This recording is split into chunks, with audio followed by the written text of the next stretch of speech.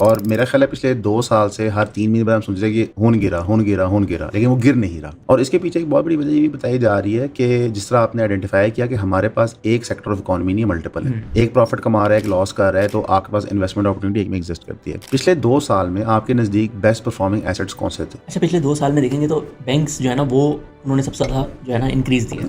ठीक है। उसकी 2 वजह थी। एक ना उस टाइम पे निदान बैंक एग्जाम्पल ले लेते हैं, वो कोई 70-80 अरब रुपए उनका प्रॉफिट होता सही है, और उसका जो वैल्यूएशन चल रही थी ना 150 अरब के करीब, यानी कि वो जो 2.3 पी रेशियो था ना उससे भी थोड़ा सा कम था। अब इसके पीछे रीजन थे, लॉजिकल रीजन थे। एक रीजन ये था कि जब इंटरेस्ट रेट ज़्यादा होते हैं ना तो लोग कहते हैं कि मुझे इधर ज़्यादा मुनाफा मिल रहा है, यानी कि अगर थोड़ा टेक्निकल आसान लोग इस तरह से समझते हैं कि भाई एक बैंक है और एक मुझे बैंक से रिटर्न मिल रहा है, एक मुझे स्टॉक से मिल रहा है, जिधर मुझे ज़्यादा मिल रहा होगा मैं वहाँ चला जाऊँ। दूसरा इसका जो एक तरह से इन्वेस्टिंग होता है ना, वो होता है कि किसी भी बिजनेस की फेयर वैल्यू होती है कि उसने अगले सालों में जो अपना प्रॉफिट कमाना है ना उसकी आज की वैल्यू उसकी शेयर की फेयर वैल्यू। ठीक है। तो जितने ज्यादा इंटरेस्ट रेट होते हैं ना तो फ्यूचर के प्रॉफिट्स की आज की वैल्यू कम हो जाती है, यानी कि अगर कोई 1 साल बाद 100 रुपए कमा रहा है तो अगर इंटरेस्ट रेट 20% है, लोग कहेंगे तो इसकी आज की वैल्यू 80 रुपए है, मैं 80 रुपए बैंक में रख दूं 1 साल बाद 100 हो जाएंगे। तो इसी तरीके से अगर इंटरेस्ट रेट हाई होंगे तो जो net present value of future earnings है ना वो कम हो जाती है। तो एक तो इंटरेस्ट रेट बहुत हाई थे तो बैंक्स के प्रॉफिट ज्यादा थे लेकिन उनको कम पी रेशो मिल रहा था। लेकिन ये तो बहुत फायदेमंद है अगर कोई खरीदना चाह रहा है। हाँ, अगर कोई खरीदना चाह रहे हैं इंटरेस्ट रेट, क्योंकि जाहिर नीचे तो आने थे ना, 22 पे तो रह नहीं सकता था। दूसरा था कि